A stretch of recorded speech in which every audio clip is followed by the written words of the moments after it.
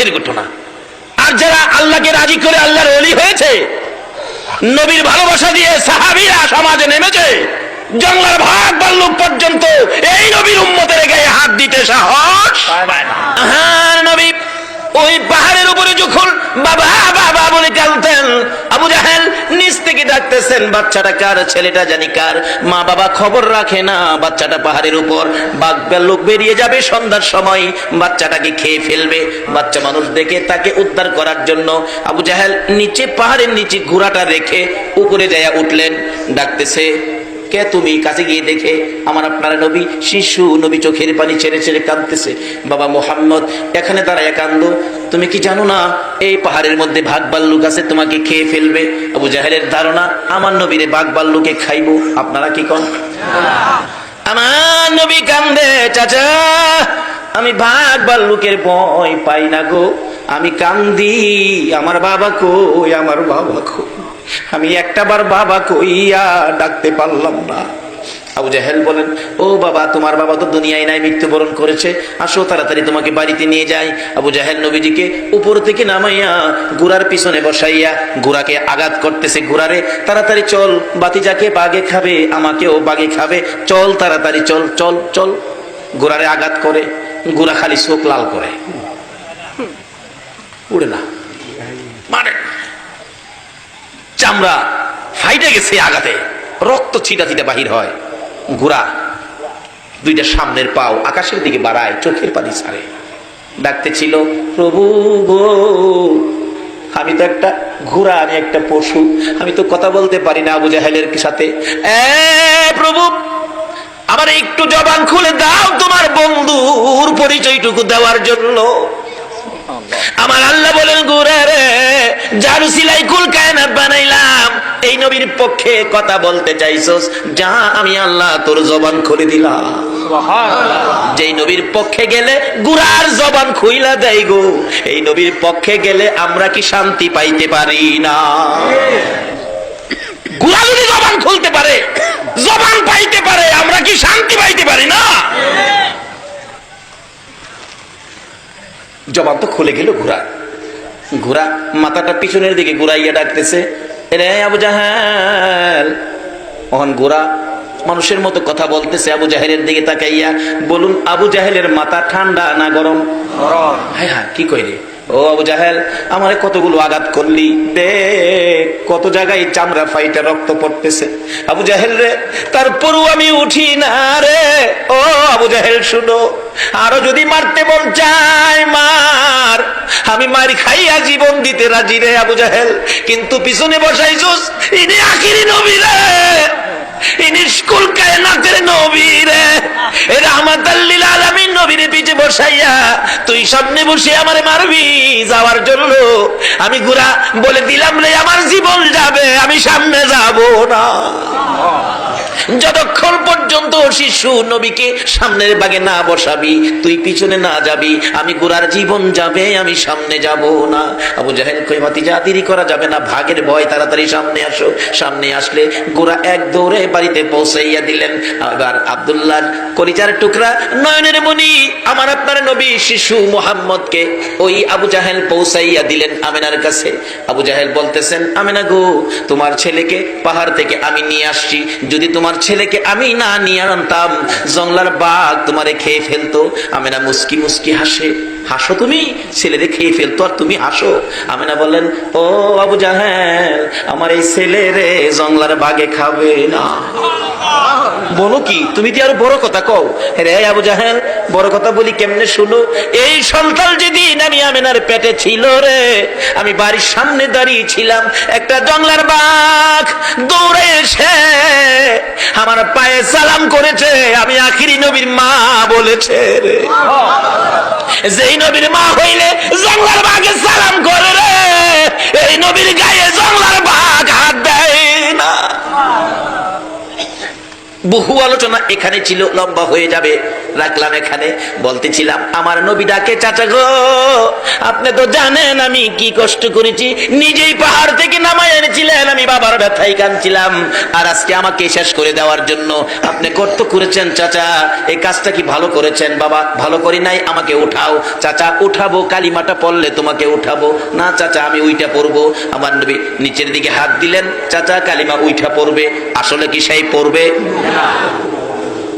নিচের দিকে চাচা পড়ে আছে গর্তের ভিতরে, নবী উঠানোর জন্য নিচের দিকে হাত দিলেন আর ডাকতেছেন, চাচা উপরের দিকে হাত বাড়ান। আমার আল্লাহ বলেন, জিবরাইল রে আমার বন্ধু যেখানে হাজির হয়েছে আর বাকিটা কি থাকবে না। হাতের সাথে হাত মিলে গেছে, আল্লাহু আকবার বলো। হাতের সাথে হাত মিলে গেছে, টান দিয়ে উপরে উঠাইছে। চাচা কালিমাটা পড়েন। হ্যাঁ বালু যারে জামাত থেকে কষ্ট দিছে, পরেও দেয়, এরপরও ইসলাম যার কাছে তার বিপদে এত কষ্ট যে দিছে, অথচ ইসলাম যার কাছে সেই নবী এরপরও তার উপকারের জন্য যায়, তার ক্ষতি করতে যায় না। আর আমরা একটু কিছু হইলেই সুযোগ পাইলে 12টা বাজামু, কয়নি এগুলি ইসলাম না। বাবারা আসুন, ইসলাম শান্তি। বলুন ইসলাম কি? আরো জোরে বলুন ইসলাম কি? ইসলাম শান্তি। এটা লোন সমাজে প্রচার করি, এটা লোন রাষ্ট্রে প্রচার করি, এটা লোন বিশ্ব জুড়ে আমরা আবার পরিচয় করে দেই। ইসলাম সন্ত্রাস নয়, ইসলাম বোমাবাজ নয়, ইসলাম শান্তি। কিভাবে? ওই আদর্শটা লোন ফুটিয়ে তুলি। ইসলামে পুরাপুরি দাখিল হয়ে, যারা ইসলামে পুরাপুরি দাখিল হয়েছে তাদের জীবনী তুলে ধরুন। ইসলামের মধ্যে যারা পুরাপুরি দাখিল হয়েছে, আগেকার দিনের মুরব্বীরা, কোনো বাবারা আছেন জীবনে কোনোদিন নামাজ ছাড়েন না, হারাম খায় না, সুদ খায় না, ঘুষ খায় না, এবং আমাদের মা চাষিরা দেখছি ইসলামে পুরাপুরি দাখিল। কি অবস্থায়? ফজরের নামাজের আজানের আগে ঘুম থেকে উঠে উড়ান বাড়ি ঝাড়ু দিছে আমাদের মা চাষিরা। সময় পাইলে রাস্তাটাও ঝাড়ু দিয়ে আইসা পড়ছে মানুষ উঠবার আগে। জিজ্ঞেস করলে বাবা রে কত মানুষ হাঁটে, একটা আল্লাহর ওলির ফারা যদি পড়ে আমরা ভাগ্য ভালো হইব। রাস্তাটাও ঝাড়ু দিয়ে পড়ছে, আইসা ফজরের নামাজ পড়ছে, তারপরে সূরা ইয়াসিন তেলাওয়াত করছে, এরপরে রান্না করে গেছে। এই মায়ের সন্তানগুলি, ওই রক্তের তাসিরগুলি এখনো ভালো কাজের আয়োজন করে, এখনো নেক কাজ করতে যায়। আসিল না? আচ্ছা ওহন কি কেউ বলতে পারবেন বুকে হাত দা কোরআন শরীফ পড়ে রান্না করে গেছে কোনো মহিলা? তাই শান্তির পথ তো হারাইছি।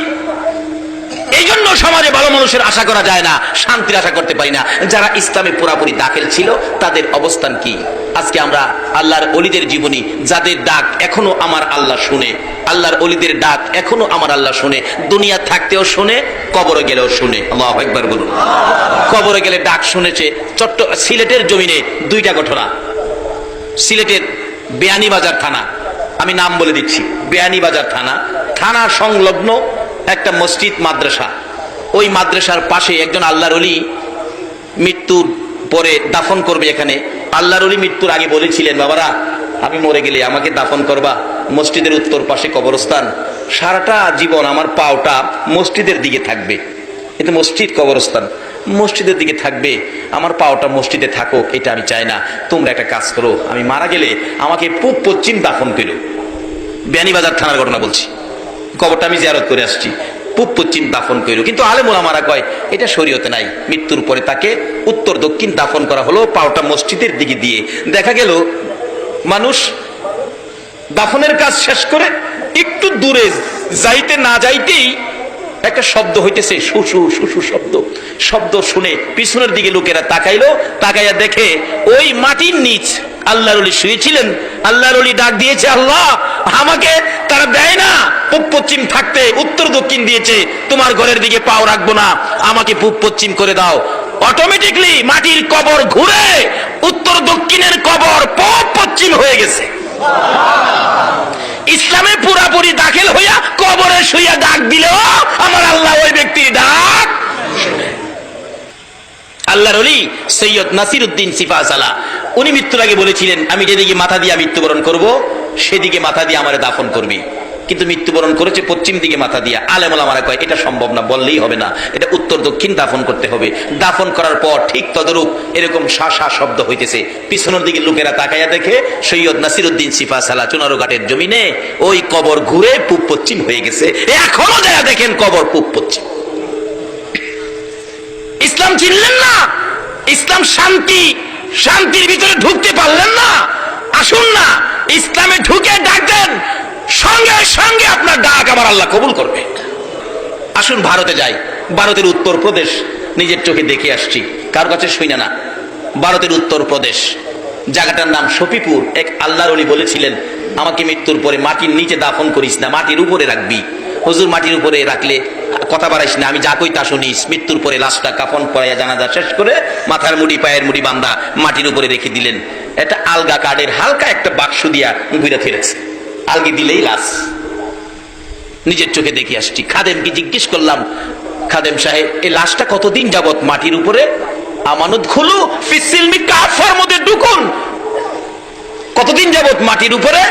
খাদেম বলেন, হুজুর 400 বছর হয়েছে লাশটা মাটির উপরে। এটা ভারতে।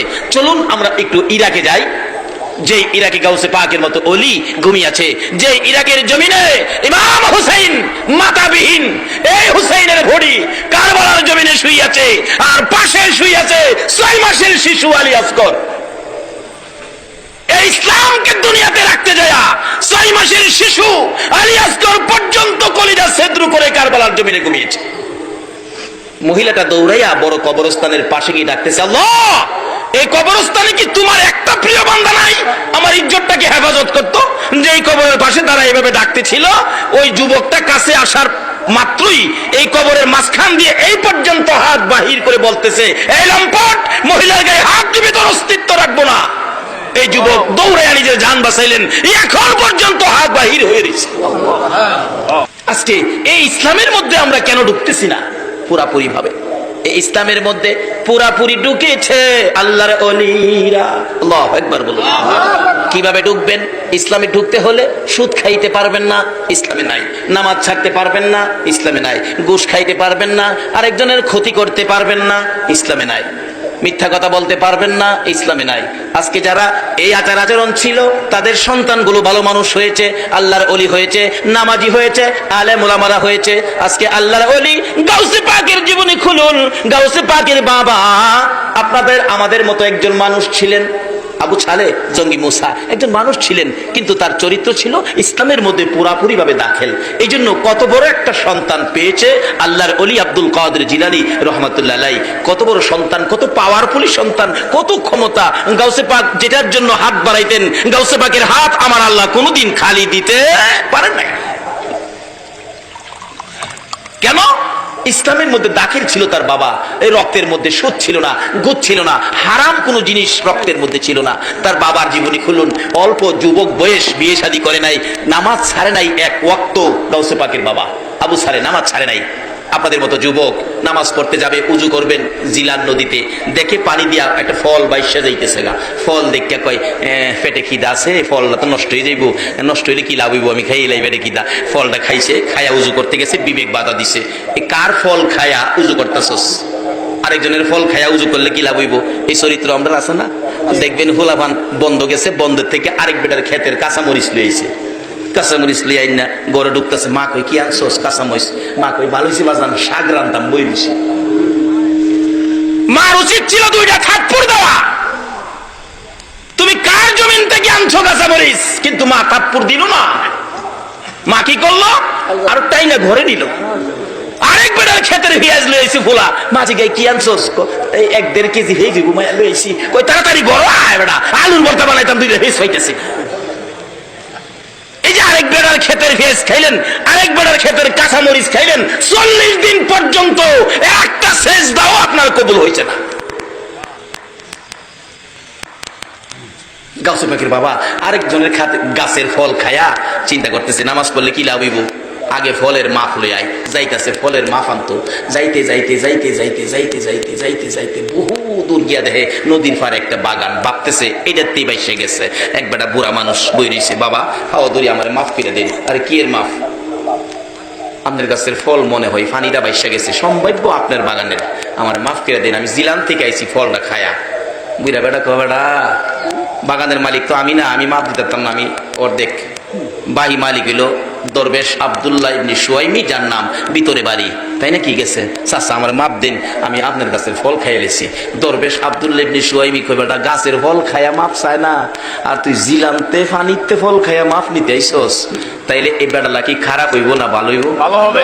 কয় না খারাপ হইব না ভালো হইব? ভালো। আচ্ছা, এমন একটা ভালো ছেলে সমাজের মানুষ, মেয়ে বিয়া দিতে গেলে মাঝে খুঁজে না, ছেলেরানি ভালো, ছেলেরানি ভালো।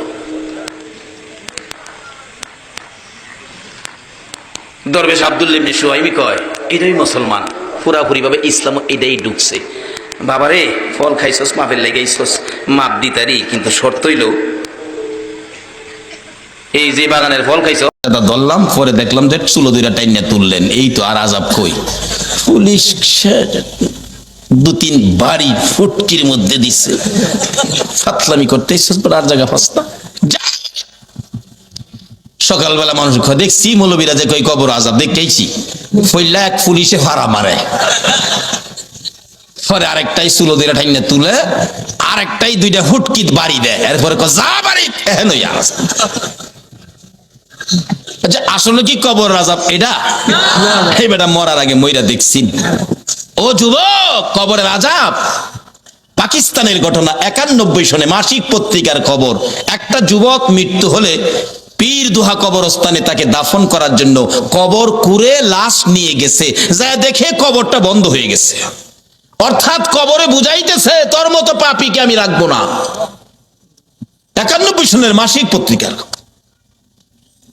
ইমাম সাহেব ছিলেন আল্লাহর ওলি মানুষ। আল্লাহর ওলি আসনা দেশে, এখন তো ওলিদের মর্যাদা নাই, এখন ওলির দরকার পড়ে না, এখন ওলির কোন প্রয়োজন পড়ে না, যে যুগ পড়ছে। আবার মাঝে মাঝে দিহি পড়ে, যখন বন্যায় সারা দেশ পানির নিচে নাইগা, তখন দেখছি রেডিও সেন্টারে গান দেয়, ওলি আল্লাহর বাংলাদেশ, কয় না, শহীদ গাজীর বাংলাদেশ, তাদের হস্তে রহম করুন আল্লাহ। এই লজ্জা করে না তাদের হস্তে তাদের দোয়াই যে দাও? বিপদে বললে বুঝি ওলি দরকার পড়ে, এরপরে ওলি লাগে না। 3টে শক্তি, একটা হলো তাওহীদ, আর একটা হলো রিসালাত, আর একটা হলো বেলায়াত। বেলায়েতের শক্তির হাতগুলি কত পাওয়ার, এই হাতগুলি কেন বন্ধ করা হলো? এই জন্যই বাংলার মুসলমান বিপদে পড়ল। তার আগে নবীর চিঠি হাতে নেন, নবীর চিঠি, আর দুনিয়া ও মাজরাতুল আখিরা। বাবারে যুবক, দুনিয়ায় বন্ধুর চিঠি পাইলে 3 বার করে পড়ো বন্ধুর চিঠি, বান্ধবীর চিঠি পাইলে দরজা বন্ধ করে পড়ো, ওই নবীর চিঠি পড়ো যেই নবী 63 বছর জিন্দেগি উম্মতি উম্মতি বলে কানছে, এখনো সোনার মদিনায় শুইয়া শুইয়া আমার নবী 24 ঘন্টা উম্মতি উম্মতি বলে কান্দে। বলুন, এই নবীর পক্ষে থাকা আমাদের দরকার আছে কিনা? বাবারা ভাইয়েরা, এই নবীর চিঠির মর্যাদা যদি দিতে পারেন, ভাগ্য ভালো হয়ে যাবে।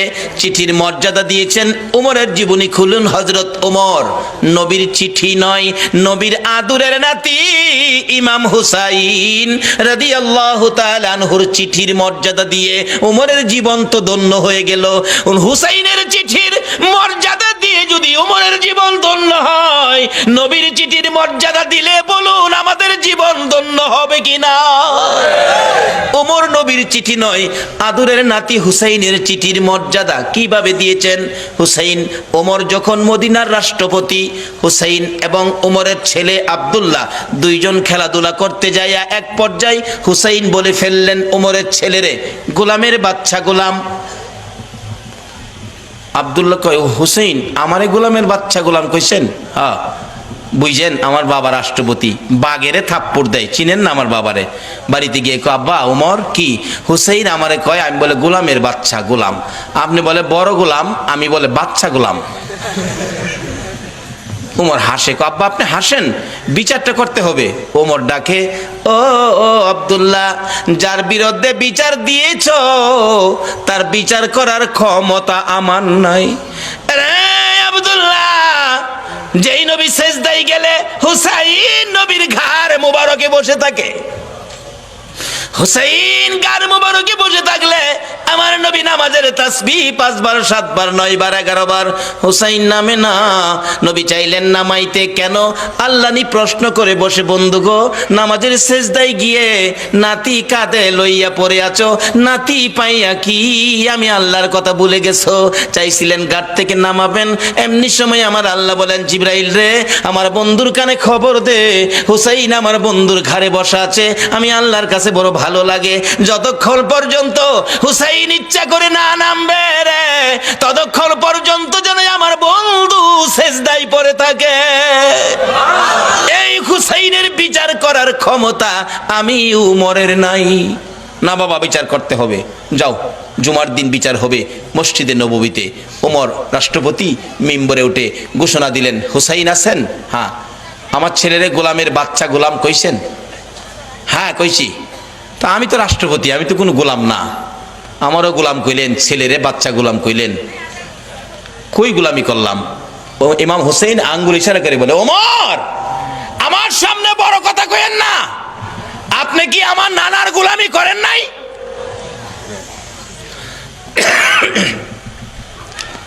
ওমর দুইটা চোখের পানি গাল বেয়ে বেয়ে জর্জর করে ছেড়ে দিলেন। মসজিদে নববীর মুসল্লিরা রে, তোমরা কি শুনেছো হুসাইন আমাকে কি বলছে? শুনেছি। আমি বলে নবীর গোলামি করেছি? হ্যাঁ। হুসাইন পারবেননি এই কথাটা কাগজে লিখে দিতে? পারবো, আমি দেখছি যেটা পারবো না। আমার নানার গোলামি করেছে ওমর, তাই ওমরের ছেলেরে গোলামের বাচ্চা গোলাম গালি দিলাম। ওমর এই চিঠিখানি হাতে লইয়া ডাকে, মসজিদের নববীর মুসল্লিরা রে, আমি নবীর গোলামি করেছি, প্রমাণ দিয়েছে ইমাম হুসাইন, আমি ওমর আর কোথাও কোনো ভয় করি না। ওমর বলেন, হুসাইন বলেছে আমি নবীর গোলামি করেছি আর আমি ভয় পাই না, নবীর গোলাম হইয়া কবরে যাব। ও মুসল্লিরা, আমি ওমর যদি মৃত্যুবরণ করি, হুসাইনের চিঠির মর্যাদা দিলেন ওমর, আমি ওমর যদি মৃত্যুবরণ করি, আমার কাফনের ভিতরে ঢুকাইবার আগে হুসাইনের লেখা চিঠি রে, নবীর গোলামি করেছি, আমার হাতের মধ্যে দিয়ে, আমার হাতটা কাফনের মধ্যে দিয়ে দিও। আমার আল্লাহ কই, উমর রে, আমার নবীর আদরের নাতি হুসাইনকে ভালোবাসা দিলে, আমার নবী মদিনার রওজাত থেকে বলুন এই ভালোবাসার খবর পাইছে কিনা? হুসাইনের চিঠির মর্যাদা দিয়ে ওমরের অবস্থা কি?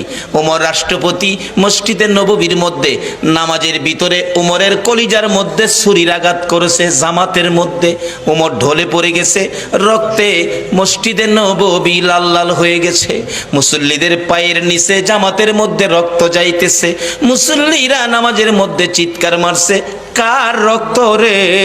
মসজিদে নববী লাল হয়ে গেছে। ওমর ঢলে পড়ে আছে, ওমরের ছেলে ডাকতেছে, মুসল্লিরা গো, আমার বাবারে আঘাত করেছে কে জানি, দরজা বন্ধ করে দেন, প্রতিশোধ নিব, বিচার করব কোন মুনাফেক জানি আঘাত করেছে। ওমর ছোট্ট ছোট্ট সুরে ডাকে, ও বাবা আমার কাছে আসো, প্রতিশোধ নিবা, বিচার করবা আমাকে খুশি করার জন্য। হ বাবা। বাবা রে, বিচার করে প্রতিশোধ নিয়ে খুশি করতে পারবি না, আমাকে যদি খুশি করতে হয় আমি তো মরে যাব রে বাবা। একটা কথা শুনো। কি কথা? ছেলে, নবীজির রওজার পাশে আমার ভাই আবু বকর ঘুমাইছে, আর একটা জায়গা খালি আছে রে ছেলে, আমাকে যদি খুশি করতে হয় মা আয়েশা সিদ্দিকার কাছ থেকে অনুমতি নিয়ে আসো, আমি উমরকে নবীজির পাশে নিয়ে শুয়াইতে পারো। নবীর পাশে যদি আমারে শুয়াইতে পারো রে, আমি উমর খুশি হইয়া যাইব।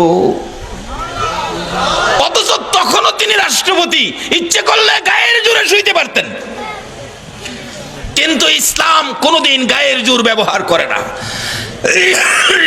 নবীরে মানেন, সব বুঝে আসবে। দৌড়ে গেলেন উমরের ছেলে, মা আয়েশা সিদ্দিকা, আমার বাবাকে ছুরির আঘাত করেছে, বাবার মৃত্যু হয়ে যাবে, বাবা কাঁদতেছে, নবীজির রোজার পাশে একটু জায়গা এখানে শোয়ার জন্য অনুমতি দেবেন? মা আয়েশা ভাবতেছেন, ইচ্ছে ছিল আমি এখানে শুইব নবীজির পাশে, এক পাশে আমার বাবা আবু বকর, আরেক পাশে আমি শুইব।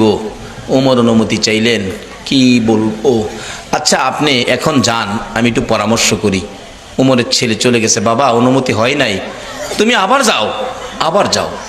আবার আয়েশা দেখে মা আয়েশা সিদ্দিকা নবীজির রওজার পাশে দাঁড়িয়ে আছে, প্রশ্ন রাখতেছেন, নবী গো, ওমর আপনার পাশে শুইতে চাই, ইচ্ছে ছিল আমি আয়েশা আপনার পাশে শুইব। হুজুর বলুন কে আপনার পাশে শুইব? আমি আয়েশা না উমর? আমার নবী হুসাইনের চিঠির মর্যাদা দেওয়ার কারণে রোজার ভিতর থেকে নবী ডাকতেছে, রে আয়েশা, আয়েশা রে, আমার উমরকে আমার পাশে শুয়ার অনুমতি দে। নবী ডাইকা ডাইকা পাশের বিছানায় শুয়াইলেন। নবীর আদরের নাতি হুসাইনের চিঠির মর্যাদা দিলে নবী যদি ডাইকা ডাইকা পাশে শুয়াই গো, এই নবীর চিঠির মর্যাদা সরাসরি দিলে বলুন বিপদে পড়লে নবী আমাদের পাশে আসবে কিনা? বাবারা ভাইয়েরা, মরতে হবে, মরার আগে আসুন রাস্তাটা ক্লিয়ার করি। নবীর চিঠির মর্যাদা দেই। নবী বলেছে কাফা বিল মাউতি ওয়াইজান, একটা চিঠি হলো একটা ওয়াজ যথেষ্ট, মৃত্যুর কথা স্মরণ। আর একটা চিঠি হলো আদ-দুনিয়া ও মাজরাতুল আখিরা, এই জগৎ থেকে আখিরাতের বাজার আমাদের করতে হবে। কিন্তু দুনিয়ার বাজার করলাম, আখিরাতের বাজার নাই। মরে দেখেন আপনার কিছুই দুনিয়ার সঙ্গী নাই। আরে মা বাবার কথা মতো যে জন চলে না, বলুন বলুন, মা বাবার কথা মতো যে জন চলে না, আল্লাহ নবীজির দয়া তারা পাবি না। হায়রে আল্লাহ নবীজির। মা বাবাকে দুঃখ দিলে নামাজে রোজা যাই বিফলে, মা বাবাকে দুঃখ দিলে নামাজে রোজা যাই বিফলে, মার কলি যায় আগা দিলে খোদা সহে না, মার কলি যায় আগা দিলে খোদা সহে না, আল্লাহ নবীজির দয়া তারা পাবি না। হায়রে আল্লাহ নবীজির। মা একটা চিৎকার মারছে, রে কবিরাজ আমি মা রাজি আছি। একজন শুধু রাজি হইছে, বলুন এই ব্যক্তিটা কে? জোরে বলুন কে? কোন মা রে? আমার নবী বলেছে এই মায়ের পায়ের নিচে তোমার জান্নাত। বাবারে, আর যাই করো না করো, মা বাবার মনে কষ্ট দিও না। মা বলেন কবিরাজ আমি রাজি আছি। কবিরাজ বলেন মা কেউ রাজি হলো না, আপনি কেন রাজি হলেন? মা দুঃখের কথাগুলো বুঝাইতে চাইতেছে, কবিরাজ রে, এই সন্তান যখন আমি মায়ের পেটে ছিল 10 মাস 10 দিন, কোন রাত সারা রাত আমি ঘুমাইতে পারি নাই, দাঁড়ায়া দাঁড়ায়া কাটাইছি। যেদিন বাবা দুনিয়ায় আসবে রে কবিরাজ, প্রথম দিনের ব্যথা সহ্য করেছি, কারো কাছে কই নাই। দ্বিতীয় দিনের ব্যথা জিহ্বা কামড়ায় সহ্য করেছি।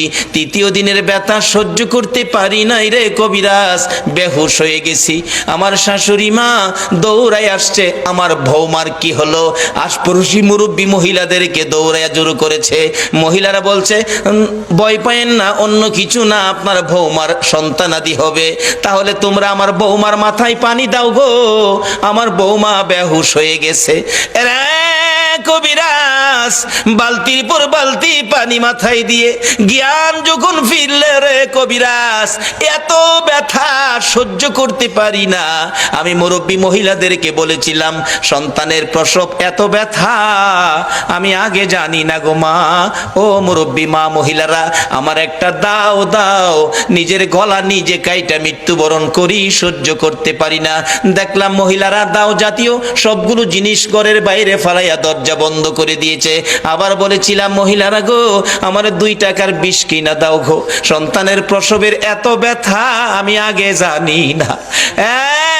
কবিরাজ মহিলার আমার মাথায় হাত বুলাইয়া বুলাইয়া বলছে, মা পাগলামি করিস না, সন্তানের প্রসব এই ব্যথার কষ্ট আমরাও করেছি, সন্তানের মা হইলে এই কষ্ট করতে হবে রে মা। আল্লাহরে ডাকো, আল্লাহ আল্লাহ করো। এক একটা ডাক মারতাম রে কবিরাজ, ব্যথায় অসহ্য হইয়া আল্লাহ গো কইয়া। এই ডাকগুলি যখন শুনে আমার আল্লাহ আরশে বসে বাজেট দিয়ে দিলেন, ফেরেশতারা রে যেই মা প্রসব ব্যথার যন্ত্রণায় আমার আল্লাহ গো কইয়া ডাক মারে রে, এক একটা ডাকের বিনিময় এক একটা কবুল হজের নেকি আমি আল্লাহ দান করে দিলাম। মার কষ্টের বিনিময় আমার আল্লাহ দেয়, আমরা সন্তানেরা দেই না। বাবারে ভালোবাসতে পারেন নবীকে, মসজিদ বানাইতে পারেন, মাদ্রাসা বানাইতে পারেন, নামাজ পড়তে পারেন, রোজা করতে পারেন, হজ করতে পারেন, যাকাত দিতে পারেন, মুফতি মুহাদ্দিস মুফাসসির হইতে পারেন, মক্কা মদিনার ইমাম সাহেব যদি হয়ে যাও, এই মা বাবারে যদি কষ্ট দাও গো, আমার নবীর সুপারিশ নসিব হবে না। এরাও কি নামে না কামে? নামে না কামে? নামে।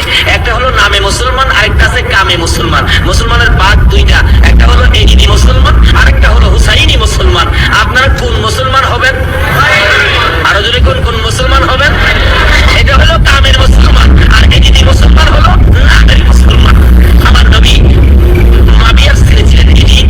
মাবিয়াকে রাসূল বলেছিলেন, মাবিয়া তুমি কিন্তু বিয়ে করো না। তাহলে বোঝা গেল বিয়ে করলে যে এই বিপদ হবে আমার রাসূল জানতেন কিনা?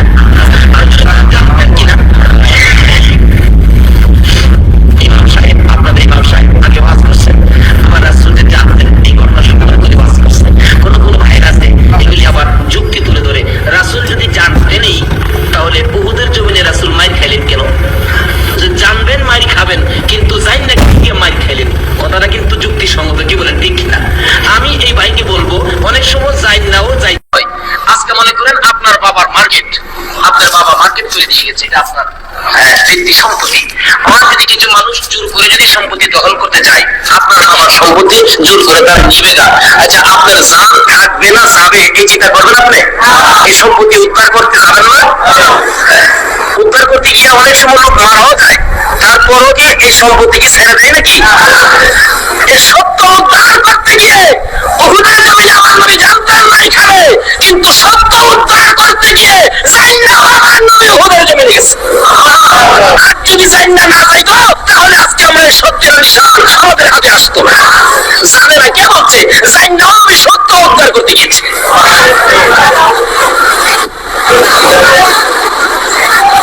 বলতেছিলাম দয়ার নবী মায়ার হয়ে বলতেছেন, জিবরাইল আমার উম্মতের নাজাতের জন্য কবুল হয়েছে, কবুল হয়েছে। হাসান আর হুসাইন দুই ভাই দয়া করে দুই গেলে চুমায়া চুমায়া বেঁধে দিচ্ছে। হুসাইন এখনই বলতেছে, হুসাইন হুসাইন দুই গেলে চুমা দেয়, তুমি আমার, আমি তোমার। তোমাকে যে কষ্ট দেয় সে যেন আমাকে কষ্ট দেয়, আর তোমাকে যে ভালোবাসা দেয় সে যেন আমি রাসূলকে ভালোবাসা দেয়। আজকে হুসাইনের ভালোবাসা এখানে বসা, হুসাইনের অনেক পরে আওলাদ রাসূলকে ভালোবাসা। ইতিহাস খুলে দেখুন যে এই ভালোবাসায় হযরত জুনায়েদ বাগদাদী রাহমাতুল্লাহ আলাইহি আল্লাহর ওলি হয়েছে। জুনায়েদের জীবনী খুললে পাওয়া যায়, জুনায়েদ ইরাকের বাদশার পালিত পালোয়ান ছিলেন। এত বড় পালোয়ান ছিলেন, বাবারি বাবা। ইরাকের বাদশা একদিন বলেন, জুনায়েদ এত খানা তোমাকে খাওয়াই, এত টাকা বেতন তোমাকে দেয়, তুমি কত বড় পালোয়ান হইলা, তোমার শক্তি তো আমি দেখলাম না, আমাদের তো দেখা দরকার ছিল।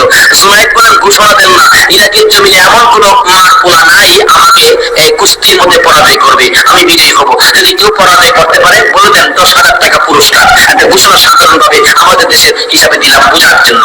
বাদশাহ পোস্টারিং করে দিলেন, আমার জুনায়েদকে কুস্তি লড়ে হারাইতে পারলে 10,000 টাকা পুরস্কার দেওয়া হবে। আর ওদিক দিয়ে পোস্টার দেখলেন নবীজির আওলাদ, নবীজির বংশের একটা লোক 3 দিন পর্যন্ত বাচ্চাদের মুখে খানা দিতে পারে না, গরিবী অবস্থা। ভাবতেছে রোজগারের তালাশে ঘুরতেছে, কোন রোজগারের পাওয়া গেল না, বাচ্চারা না খাইয়া 3 দিন পার হয়ে গেল। ডাকতেছেন, ভাই রে পোস্টার দেখা যায় কুস্তি লড়া জিততে পারলে 10,000 পুরস্কার, আর সন্তানকে যখন খানা দিতে পারি না, আর জীবন রেখে লাভ কি? কুস্তি লড়া তো এদের সাথে জীবনটা দিয়ে নাই, এই মুখ আর সন্তানকে দেখাবো না। যা বলতেছে, এখানে অফিসে কে আছে? আমি তো জুনাইদের সাথে কুস্তি লড়বো, হাতির সাথে মশা। ওই জুনাইদ কই? মানুষ কয় মিয়া কুস্তি লড়তে আইসো না মরতে আইসো? জুনাইদে দেখছো? কয়না দেই নাই, দেখে আসো। বাবারে বাবা, কি ব্যাটা, এই নাকি জুনাইদ? আপনি জুনাইদ? আমি তো আপনার সাথে কুস্তি লড়তে আইসি। জুনাইদকে লড়তে আইসো না মরতে আইসো? আচ্ছা যেটা আমরা পরে দেখা যাইব। নাম লেখেন। নাম লেখছে রবিবার দিন আপনাদের কলাপুলি মার্কেটের মাঠের আজকে এই দিনই ধরলাম রবিবার দিন মাঠের মধ্যে হাজার হাজার মানুষ জুনাইদের মতো পালোয়ানকে কুস্তি লড়ে হারাবে, কুস্তি লড়বে, হ্যাঁ জানি কেমন পাবা। মাঠের মধ্যে নামছে, 3 দিন পর্যন্ত খানা নাই, বাচ্চাদের চিন্তা, হাঁটতে পারে না, হাঁটতে পড়ে যা, মাঠে গিয়ে নামছে। জুনাইদ তো নামছে হাতির মতো এক পুরুষ। লেফারি মাঝখানে দাঁড়ায় কয়ে কি আইডুরি কার সাথে কি, দর্শকেরা কয়ে আমরা কি দেখবো, সময়টাই নষ্ট করলাম, এর সাথে কি খেলবো। এবার দেখা গেল খেলা শুরু হওয়ার আগে লেফারি জিগায়, এদিকে আসেন, আপনি কি লড়তে আইছেন না মরতে আইছেন? আপনি মাত্রই কম করেন, আপনি লেফারি দায়িত্ব পালন করেন। লড়লে আমি লড়বো, মরলে তো আমি লড়বো, আপনার আবার কি লোক? লেফারি কয়ে মাত্রাই বাবা আপনি লড়েন, খুব ভালো করে লড়েন।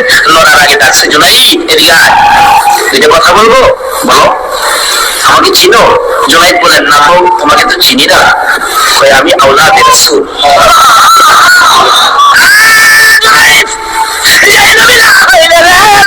কিছু হইতো না, আমি সেই নবীর বংশের লোক, আমি সেই আওলাদে রাসূল।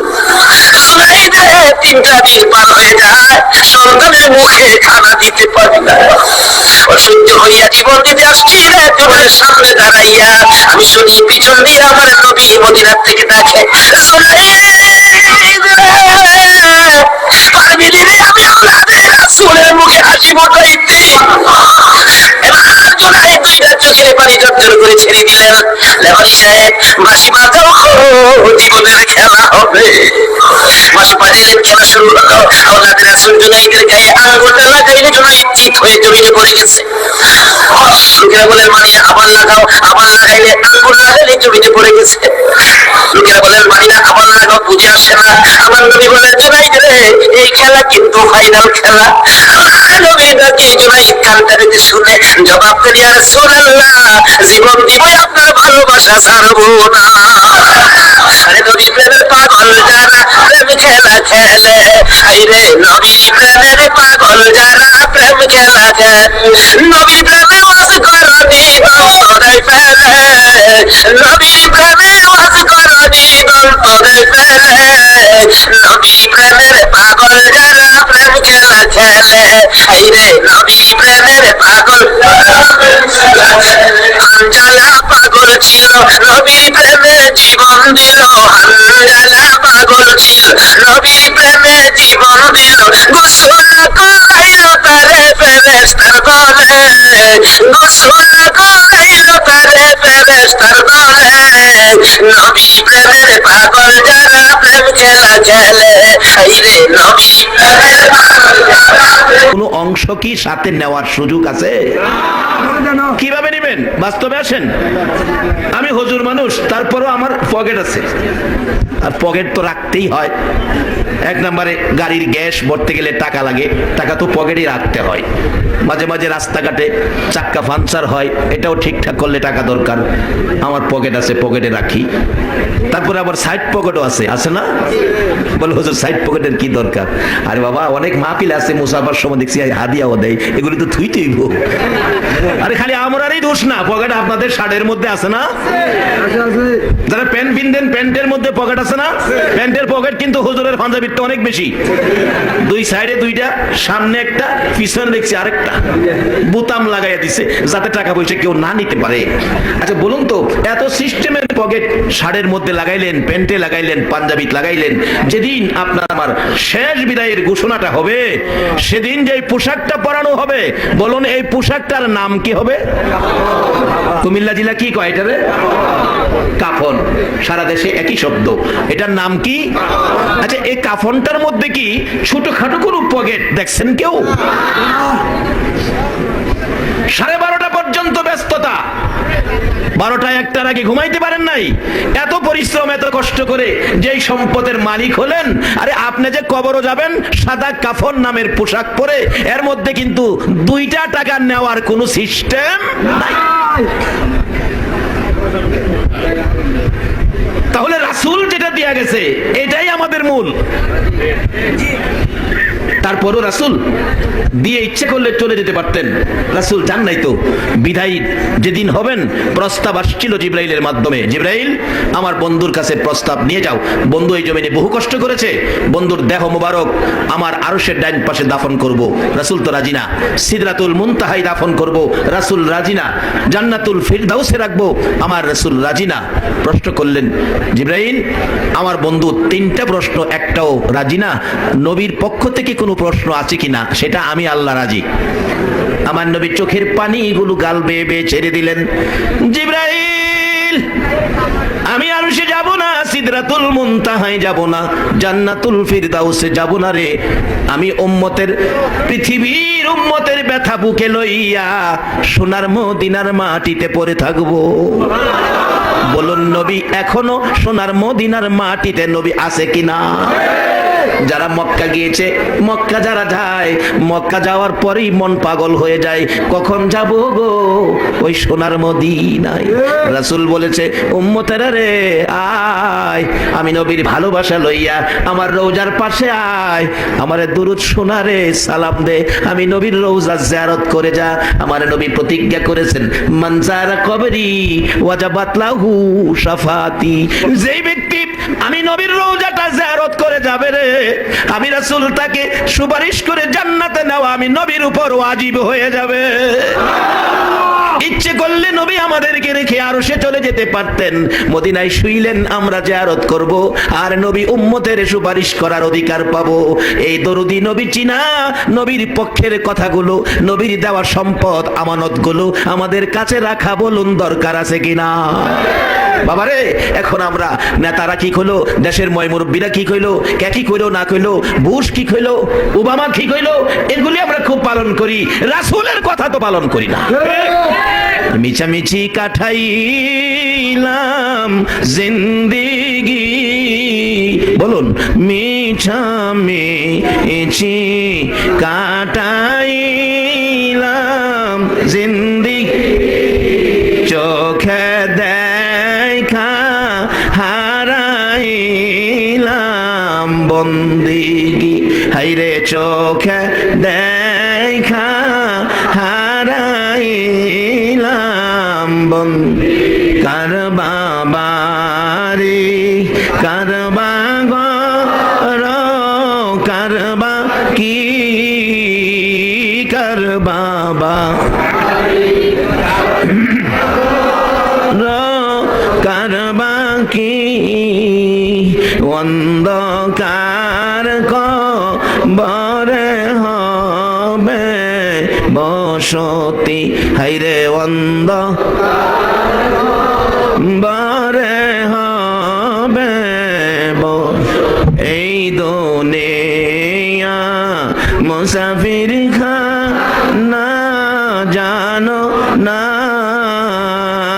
এই দুনিয়া মুসাফির খানা জানো, কত মানুষ আইল গেল রইল না, হাইরে কত মানুষ। বাবারে সময়কার মুরব্বীরা, এই দুনিয়াটা সংসারদারি জুড়ায়াও ঘর বাড়ি ফার্নিচার সরঞ্জাম আদি কত কিছু, যেদিন রাত্রে মনে হয়েছে আরে একদিন তো আমার এই জিনিসপত্রগুলো থাকবে, আমি তো থাকবো না, এদিনই সেই কান্দা কান্ত দুনিয়াটারে মুসাফির খানা বানায়া। আসলে আমরা যে দেশে আছি এই দেশটা কিন্তু মুসাফির খানাই, এটা আমাদের স্বদেশ নয়, এটা আমাদের বিদেশ। এটা কি আমাদের? আজকে আমাদের দেশের মানুষ অনেক বিদেশ আছে না? আচ্ছা দেশ ছাইরা বিদেশ গেছে রোজগার বেশি করার জন্য না কম করার জন্য? তাহলে আমাদেরও তো এটা বিদেশ, এখানে রোজগার বেশি করতে হবে। আর এদেশের রোজগার কত বেশি হয় বাস্তবে আসুন। মালিক ইবনে দিনারের জীবনী থেকে বলছি। মালিক ইবনে দিনার তার জীবনীর মধ্যে আলোচনাটা আসছে তার সময়কার একটা ঘটনা।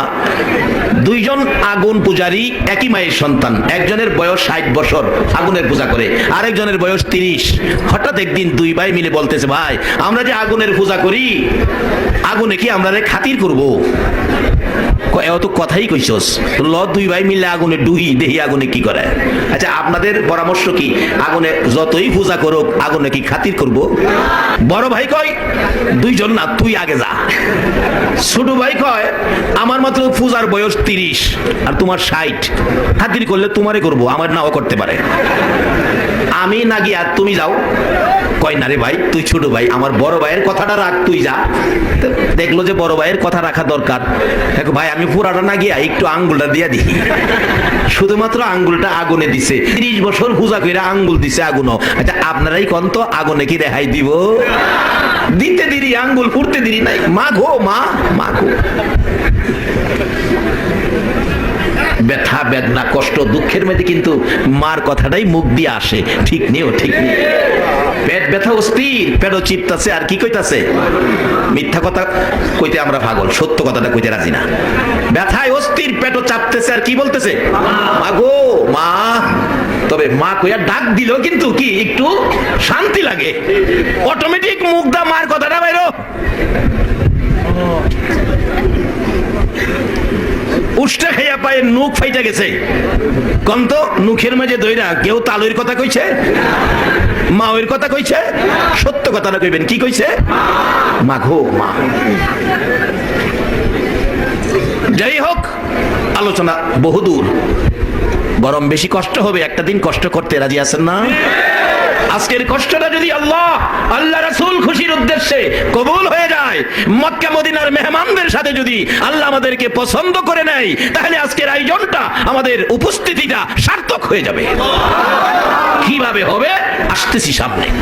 বলতেছিলাম আগুনের ভিতরে হাত, আঙ্গুলটা শুধুমাত্র ঢুকাইলেন, আঙ্গুল পুরে ছাই ছাই হয়ে গেছে, মাগো মাগো বলে চিৎকার করতেছে। অবশেষে বলে ভাই আমি আর জীবনে আগুনের পূজা করতাম না। যে আগুনের, আরে হারামজাদার পূজা করলাম 30 বছর, হ্যাঁ আমার একটু খাতির করলো না, আমি পূজা করতাম না। বড় ভাইকে আমিও না, চল মালিক ইবনে দিনারের কাছে যাইয়া আমরা কালিমা পড়ে মুসলমান হয়ে যাই। দুইজন গেছে, গিয়া দেখে মালিক ইবনে দিনার এই আলোচনা করতেছেন, কোরআন হাদিসের আলোচনা করতেছেন, পাশে দাঁড়ায় কিছুক্ষণ শুনলেন। অবশেষে বড় ভাই কয় তুই মুসলমান হয়, আমি হইতাম না। ভাই না হলে কিন্তু আগুনে পুড়বো, জাহান্নামে জ্বলতেইব। কই জাহান্নামে যাইতে রাজি আছি, তো মুসলমান হইতে রাজি না। এর কপালও নাই, আর কি এর কপালও কি নাই। অথচ আপনারা যারা আখিরি নবীর উম্মত, আপনাদের কত ভালোবাসে যে আল্লাহ। কোরআন শরীফে আপনাদের উদ্দেশ্যে কি সুন্দর পরামর্শ দিয়েছে দেখেন, ইয়া আইয়ুহাল্লাযীনা আমানু কু আনফুসাকুম ওয়া আহলিকুম নার। মাগো মেয়ে লোকেরা, তোমরাও কান পাতিয়া শুনো, এখানে তোমরাও কইছে। ইমানদার মেয়ে পুরুষ উভয়কে আল্লাহ একটা সুন্দর একটা পরামর্শ দিতেছে। ও পৃথিবীর ইমানদার বিশ্বাসীরা, তোমরা পরিবার পরিজন অর্থাৎ ছেলে মেয়ে ভাই বোন বিবি বাচ্চা সকলকে নিয়ে তোমরা জাহান্নামের আগুন থেকে বাঁচো। আখিরি নবীর উম্মত ব্যতীত অন্য কোন নবীর উম্মতের এই ঘোষণাটা দেয় নাই। তাহলে বোঝা গেল অন্য নবীর উম্মতের চাইতে আখিরি নবীর উম্মতের প্রতি আমার আল্লাহর মায়া মমতা বেশি না কম? আল্লাহু আকবার, আল্লাহু আকবার। কি যে মায়া মমতা, আসতেছি সামনে। মাগো মেয়ে লোকেরা কান পাতিয়া শোনো গো মা, যেই ঘরে রঙের শাড়ি পরে বউ হইয়া ঢুকছিলা, একদিন এই ঘর থেকে তোমারে সাদা কাফন পরাইয়া বাইর করবে, তোমার কাফনের উপর সুরমা ছিটাইয়া তোমারে চিরবিদায় করে দিবে, আর এই বাড়িতে তোমাকে আনবে না।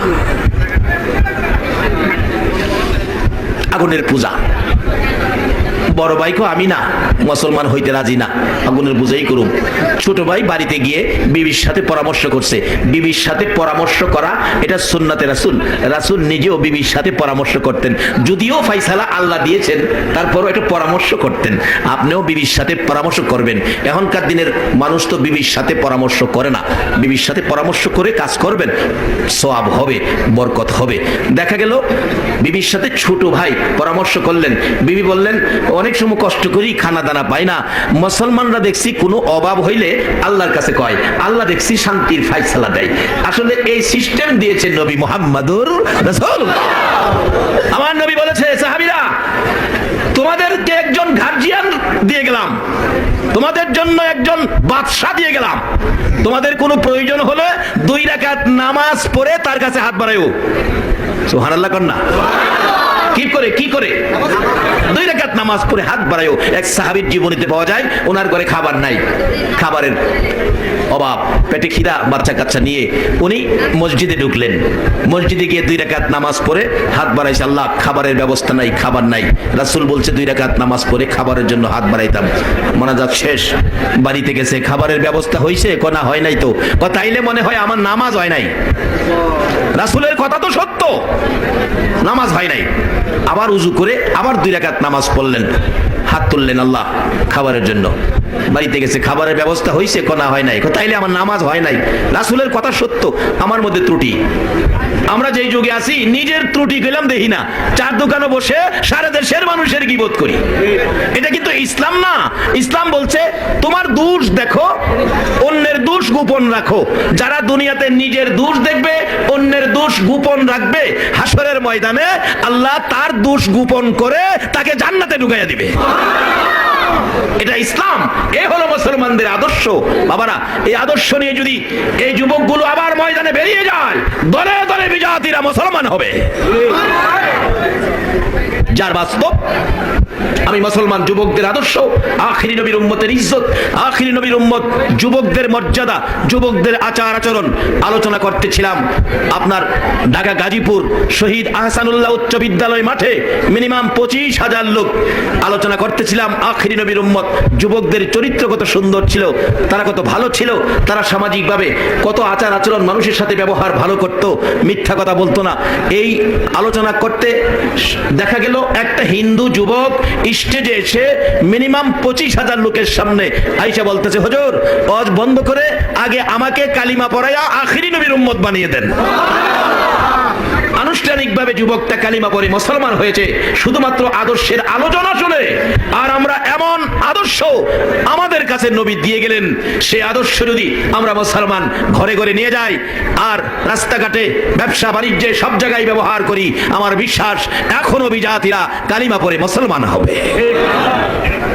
বলতেছিলাম, 2 জনে পরামর্শ করলেন, আর ওদিকে নামাজের মাধ্যমে খাবারের ব্যবস্থা হবে। রাসূল বলেছেন, আবার উজু করে গিয়ে নামাজে দাঁড়াইছে। 3 বারের মাথায় নামাজ শেষ করতে না করতেই বাড়ির থেকে ছোট্ট মেয়েটা খবর নিয়ে গেছে মসজিদে, বাবা বাবা তাড়াতাড়ি আসেন, এই যে পাথরের চাকা দিয়া গম ভাঙেন, এই পাথরের চাকাটা অটোমেটিক ঘুরতেছে। তখন জেনারেটরও ছিল না, বিদ্যুৎও ছিল না, সৌর বিদ্যুৎও ছিল না, চাকা হাতে ঘুরাইতো।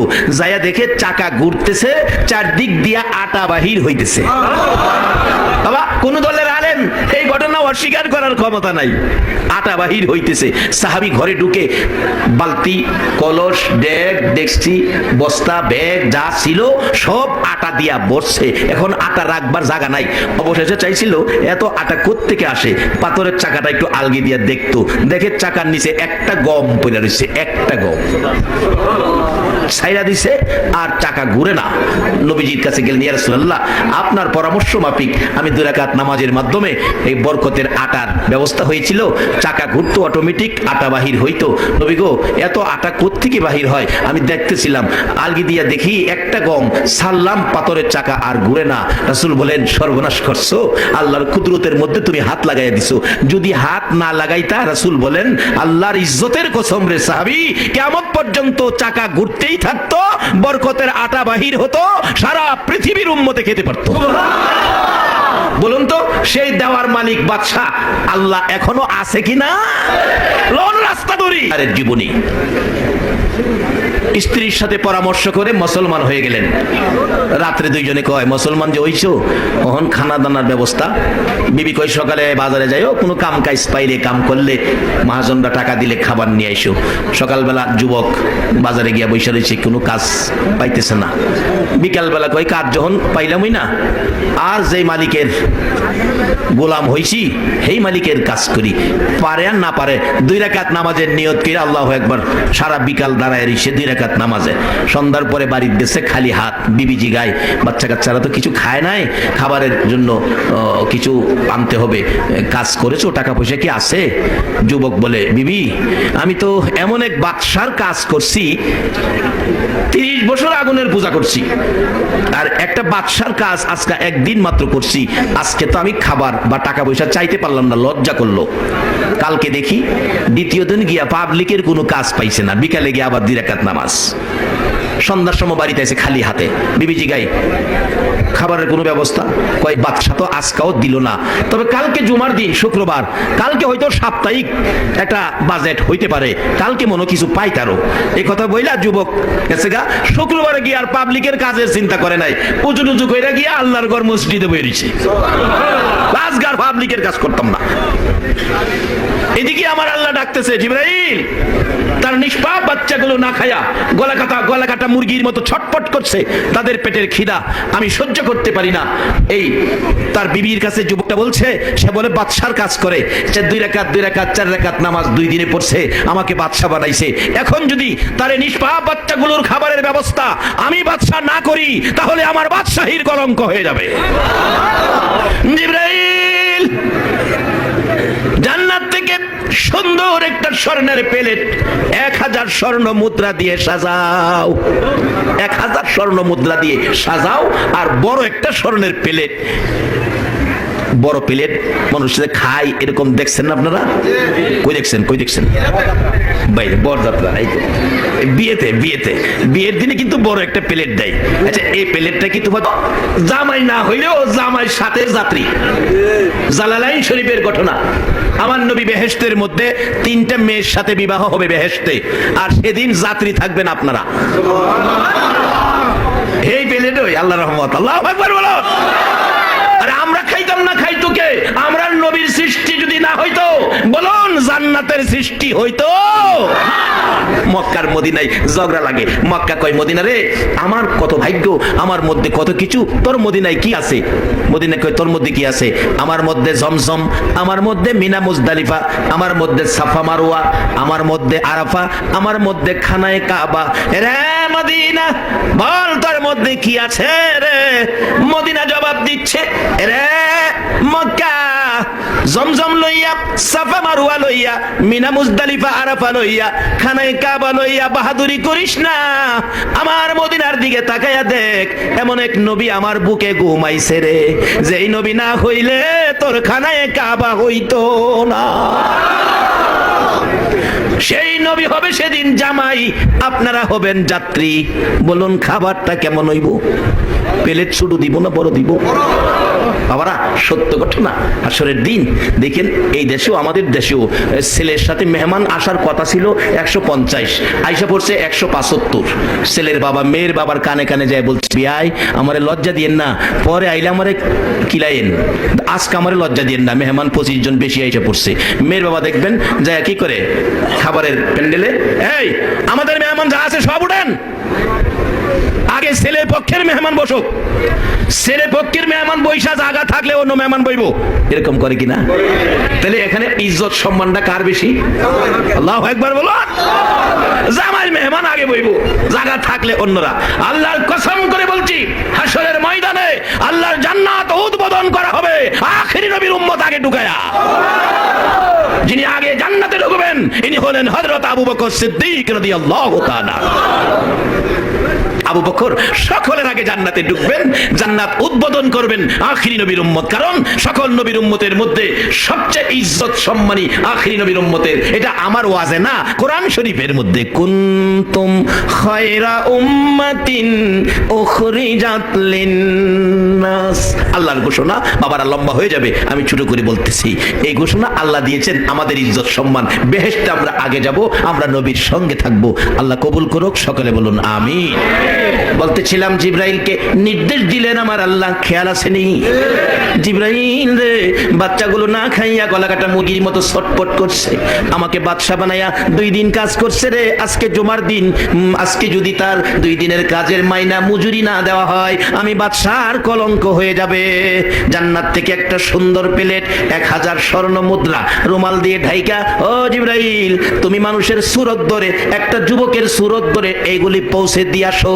1000 স্বর্ণ মুদ্রা, 1000 স্বর্ণ মুদ্রা। স্বর্ণের প্লেট, এত বড় প্লেট 2-4 কেজির কম হইতো না।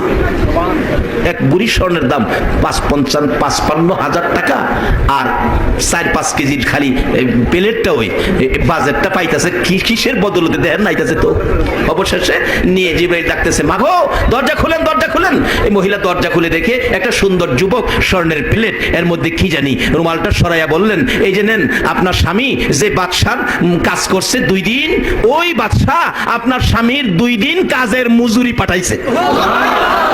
সুবহানাল্লাহ, আসতে কইলেন। আরে আমাদের দেশে তো সারাদিন কাজ করলে 250 টাকা দেয়, সারাদিনে 250, আর 2 দিন কাজ করছে 2 রাকাত 2 রাকাত 4 রাকাত নামাজ, 1000 স্বর্ণ মুদ্রা একটা স্বর্ণের প্লেটে সাজায়া জিবরাইলের মাধ্যমে পাঠাইছে। কি সম্মানী বাজেট বলুন তো। এই বাদশাটা কে? আল্লাহ। আসতে কইলেন যে আল্লাহ। অন্তর থেকে মহব্বতে মনটা ভরে ডাকতেন না কে? আবারে এই ডাকটা যদি আল্লাহর আরশে ধাক্কা খায় হাসরের দিন, আমার আল্লাহ বলবে, ফেরেশতারা রে, ওই মাহফিলটা কইরে, যেই মাহফিলে আমার বান্দাগুলো একসাথে এক সুরে এই জিলকদ মাসে আমাকে আল্লাহ বলে ডাকছিল, এই ডাকের উসিলায় আমি তাদেরকে মাফ করে দিলাম।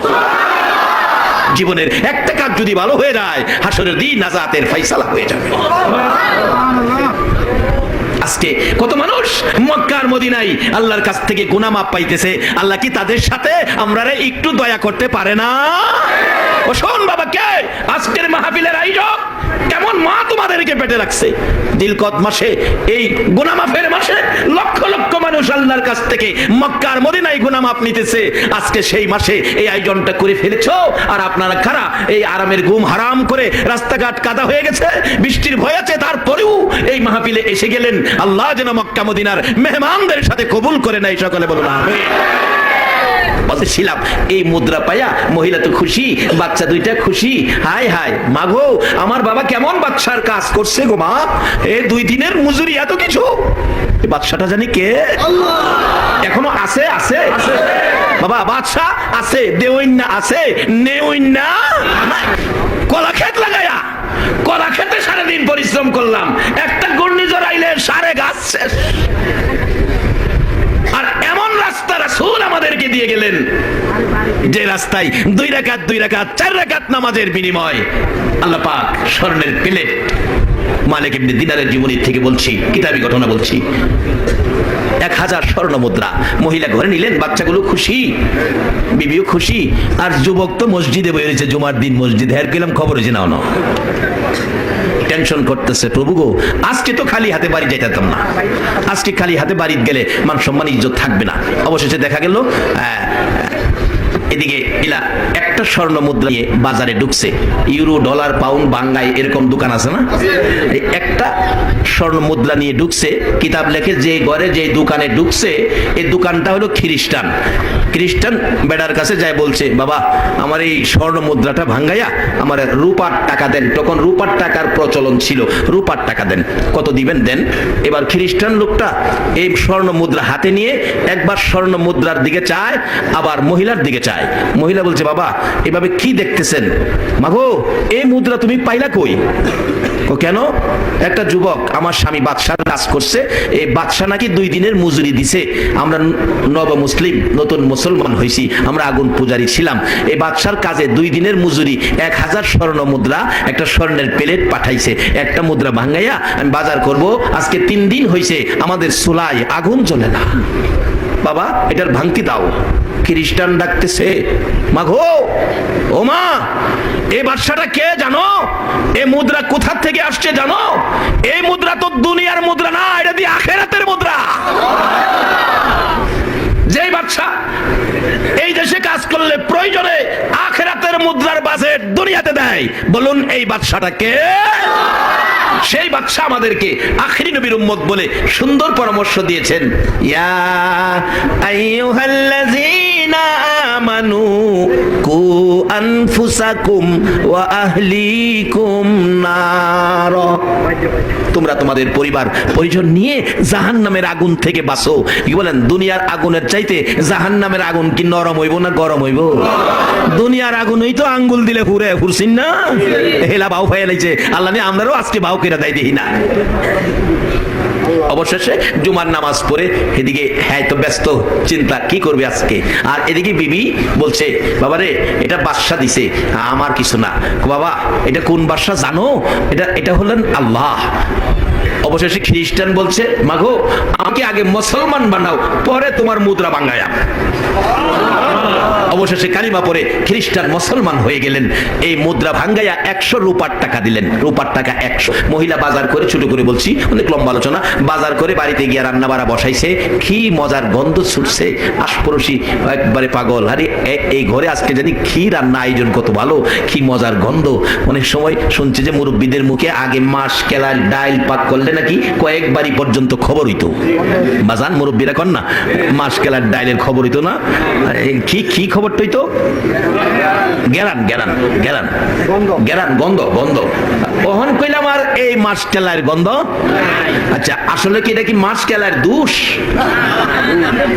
মাস কেলার দোষ দিলে কিন্তু জিনিসটা আল্লাহর দেওয়া সম্পদের অপমান করা হবে। মাস কেলার দোষ না, দোষ আমরা না হ যার বাস্তব। আমি মাদ্রাসায় ভর্তি হওয়ার পর আমার টাইফয়েড জ্বর হয়েছে ছোট সময়, আজ থেকে প্রায় 30-35 বছর আগের কথা বলছি। তখন রুগী দেখতে যাইতো আত্মীয় স্বজনরা, মের্সি আছে না, মের্সি চিনেন? এই যে গুল মের্সির পাড়া, মের্সি নিত, বন রুডি নিত, রুগী দেখতে যাইতো। এত ফল ফলাদি তখন পাওয়া যেত না, দেশীয় ফল ছাড়া বাহিরের এই সমস্ত ফল টল তখন আসতো না। এই মের্সি নিয়ে যাইতো। মের্সি নিয়ে গেছে আমার এক মামা, আমারে দেখতো, মের্সির চাকা একটা মুহে দিলাম, যাইয়া দিয়া দিহি এত তিতার তিতা। প্যান্ডেলে আছে না সাপের যারা জারেন কবিরাজ, সান্দুলের, সান্দুল গ্রামের নাম সান্দুলের কবিরা সাহেব, যে সাপে যারা যারা আপনার জন্য বাইরে লোক আছে অপেক্ষা করতেছে, একজন লোকের সাপে কামড় দিছে। যান যান, ওই যে পিছনে, প্যান্ডেলের পিছনে। জিকির করুন, লা ইলাহা ইল্লাল্লাহ, লা ইলাহা ইল্লাল্লাহ, লা ইলাহা ইল্লাল্লাহ, লা ইলাহা ইল্লাল্লাহ, লা ইলাহা ইল্লাল্লাহু মুহাম্মাদুর রাসূল। বাবা আমি বলতেছিলাম মাস কেলার দোষ না আমাদের নাকে দোষ? কারণ হারাম খাই, সুদ খাই, ঘুষ খাই, ছেলেরে বিয়া করাইতে যৌতুক লই, আমার উপযুক্ত মেয়ে পর্দায় রাখি না, স্ত্রী কই গেল খবর রাখি না, আল্লাহ আমার প্রতি অসন্তুষ্ট হয়ে গেছে, কাজী আমার থেকে আল্লাহর রহমত উঠে গেছে, বিদায় মাস কেলার গন্ধ আমার নাকে লাগে না। আরে একটা মাসি গাউসে পাক কিতাবে লেখছে, মাসি 3 মাইল পর্যন্ত তার নাকে ঘেরান লাগে। 3 মাইলের ভিতরে কই কি আছে একটা মাসি কইতারে। বিশ্বাস না করে দেখেন, বৈশাখ মাসে কাঁঠালটা ভাঙছেন কুমিল্লা শহরের 5 তলার 4 নাম্বার রুমে বৈশা একটা মাসি দেখবেন, হ্যাঁ পোস্টারিংও লাগছে না, মাইকিংও লাগছে না, মোবাইলও করুন লাগছে না, আপনার 5 তলার 4 নাম্বার রুমে গিয়া হাজির। চিনছেন মাসিটা? হ্যাঁ নাকের পাওয়া ঠিক আছে, কিন্তু আমরা সৃষ্টির শ্রেষ্ঠ মাখলুক। আমরা কি মাখলুক? সৃষ্টির। কোরআনে বলছে আমরা হলাম আশরাফুল। আল্লাহু আকবার বলো। বাবারে কোন গুণে যে আমরা ধরছে, এই গুণ থেকে দেহটাকে মুক্ত করেন। মাসি 4.5 কিলোমিটার দূরে, কই কাঁঠাল ভাঙছে হ্যাঁ না লাগে, কিন্তু ঘরে মাস কেলায় ডাল রানলে এখন আমাদের নাকে লাগে না। বলতেছিলাম আশপড়শি গন্ধ ওই যুবকের ঘরের রান্না। যুবক তো জুমার নামাজ পড়ে কি করবে, আজকেও পাবলিকের কাজ করে নাই, কথাটা খেয়াল আছে? আবার 2 রাকাত নামাজ দাঁড়াইছে, আল্লাহু আকবার। সন্ধ্যা পর্যন্ত নামাজে 2 রাকাত দাঁড়াইয়া পরে সন্ধ্যার সময় কয় আজকে খালি হাতে কেমনে যাবো, বিবি বাচ্চা 3 দিন না খাইয়া কষ্ট করছে, আজকারটা কি মানবো? আর যা করছে খোদা, বাদশাটা কইতাম না, 30 বছর পর্যন্ত আগুনের পূজা করছি, 3 দিন কাজ কইরা এই বাদশাতে কিভাবে চামু? বাদশা যদি আমার জিগায় 30 বছর এই পূজা করছস, 3 দিন কাজ করে খাউন চাওয়াল হইছস না, এই লোভে বুঝি মুসলমান হইছস? দরকার নাই কইতাম না, তবে আজকে খালি হাতেও যাইতাম না। একটা বস্তা লইয়া বালু ভরছে, 1 বস্তা বালু বইরা মাথায় লইয়া বাড়ির দিকে রওনা হইছে, মানে দেখাইবো যে একটা কিছু লইয়া আইতাছে। বাচ্চারে তো সান্ত্বনা দিতে হবে। উমর যখন রাষ্ট্রপতি, উমরের জীবনী খুলুন, একটা মা, বাচ্চা দুইটা এতিম, 3 দিন হলো চুলায় আগুন জ্বলে না, বাচ্চাগুলো পেটের খিদায় মার গলায় ধরে কান্দে আর বলছে, মাগো আমাদেরকে কি খাবার দিবা না? রাত্রে চোখে ঘুম আসে না পেটের খিদায়। উমরের জীবনী সাক্ষী দেয়, ওই মা পাতিলের মধ্যে পানি দিছে, পাথরের কণা দিছে, দিয়া চুলার মধ্যে বসাইয়া নাড়তেছে আগুন দিয়া, আর বাচ্চাদেরকে বুঝাইতেছে, বাবা তোমরা অপেক্ষা করো, আমি তো রান্না বসাইছি। অর্থাৎ এই অপেক্ষা করতে করতে বাচ্চাগুলো ঘুমিয়ে যাবে, মা ঘুমাবে। হযরত উমর দেখে রাষ্ট্রপতি হইয়া বাড়ি বাড়ি ঘুরে গভীর রাত্রে দেখে একটা ঘরের মধ্যে চুলায় আগুন, পাশে দাঁড়ায়া খবর নিলেন। খবর নিয়ে দেখে বাচ্চা দুইটা কাঁদতেছে খাবারের জন্য। মা বলছে, আরেকটু অপেক্ষা করো, আরেকটু অপেক্ষা করো। অবশেষে বাচ্চা দুইটা ঘুমিয়ে গেছে। মা দুঃখিনী পাতিলটা নামাইয়া বলছে, আর কত সন্তানদেরকে কষ্ট দিব? আল্লাহ, আমার কি খাবারের ব্যবস্থা তুমি করবা না? আমার সন্তানরা না খাইয়া আর কত থাকবে আমার এতিমগুলো? হযরত ওমর একটা দৌড় দিয়ে বাইতুল মালের দরজায় যায়া আসলামকে বলছে, 1 বস্তা আটা দে, 1 বস্তা খেজুর দে। 1 বস্তা আটা, 1 বস্তা খেজুর সামনে আনা হলো। ওমর ডাকতেছে, ও আসলাম, দে দে 2 বস্তা আমার ঘাড়ের উপর চাপাইয়া দে। আসলাম বলছে, হুজুর এ কি বললেন? আপনি না রাষ্ট্রপতি, আপনারা মদিনার শাসক, আপনার ঘাড়ের উপর আটার বস্তা খেজুরের বস্তা দেব? আমরা কোন দিনের জন্য আছি? ইসলাম কি শিক্ষা দিয়েছে? ওমর বলেন, রে আসলাম, আজকে আমি উমরের বোঝা তোর ঘাড়ে নিবি?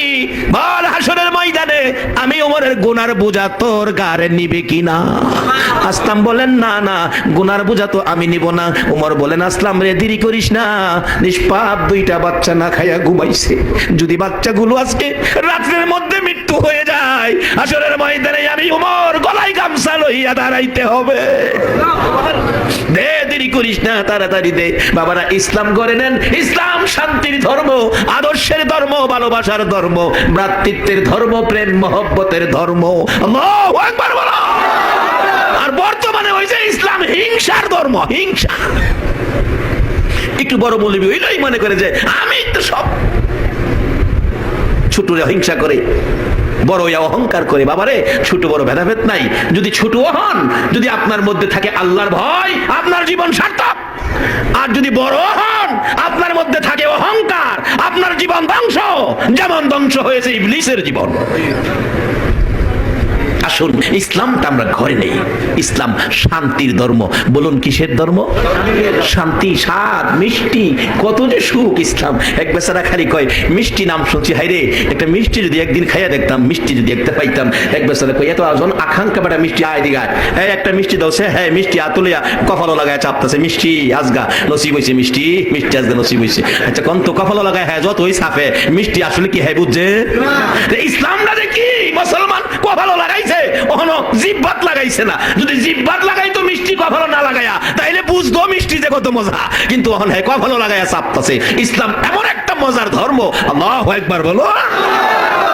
যেখানে যেই জায়গায় থাকার কথা এই জায়গাতেই রাখে। কোনোদিন কাউরে ধাক্কা দেয় না, গলায় চিপা দেয় না, কাউরে কষ্ট দেয় না, কাউরে হিংসা করে না, কারো দুষ্ত্রুটি নিয়ে ঘুরে না, কারো গিলাগাতা করে না, কারো সম্পদ আত্মসাৎ করে না, কারো সম্পদ মাইরা খায় না। তার আগে এই কাজগুলি করতে পারি। যুবক 1 বস্তা কি জানি পড়ছে, মাশাআল্লাহ খেল আছে, দেখা যায় বালুর বস্তা মাথায়, দেখলে মনে হয় আজকা কিছু পাইছে। কিন্তু বাড়ির কাছাকাছি গিয়া দেখে তার বস্তা দেখাইবার আগেই বাড়ির ভিতর থেকে রান্নার গন্ধ আসতেছে। হ্যাঁ কয়, অবস্থা তো অন্যরকম লাগে। এই বালুর বস্তা ঘরের পাশে রাখা ঘরে ঢুকছে, এটার দেখাইছে না। দুইকে কয়, বিবি রান্না বাড়ার গন্ধ লাগতেছে, ব্যাপার কি? ও স্বামী, তুমি যে বাদশার কাজ করছো, এই বাদশা একটা যুবককে দিয়া 2 দিনের মজুরি পাঠাইছে। 2 দিনের মজুরি, একটা স্বর্ণের প্লেট, 1000 স্বর্ণ মুদ্রা। কিতাবী ঘটনা বলছি বাবা, 1000 স্বর্ণ মুদ্রা। যুবক বিবির দিকে তাকাইয়া 2টা চোখের পানি ছাড়তেছে। বিবি প্রশ্ন করে, স্বামী এত সুন্দর বাজেট পাইলাম, কাঁদতেছো কেন? বিবি, কাঁদতেছি কেন? জবাব দিতেছে যুবক, বিবি কই রে, 2 দিনের বাজেট, স্বর্ণের প্লেট, 1000 স্বর্ণ মুদ্রা কই আমি দেখব। সামনে নিয়ে আসলে চোখের পানি ছেড়ে দিছে। বিবি জিজ্ঞেস করে আরো কান্না বেড়ে গেল, কারণটা কি? যুবক ডাকতেছে, বিবি গো, কোন বাদশার কাজ করার পর 2 দিনের মজুরি স্বর্ণের প্লেট 1000 স্বর্ণ মুদ্রা পাঠাইছে, এই বাদশাটা কে চিনছনি? বিবি বলেন আমি তো চিনি না, আমি তো বলতে পারি না বাদশাকে। একটা চিৎকার মারছে যুবক, বিবি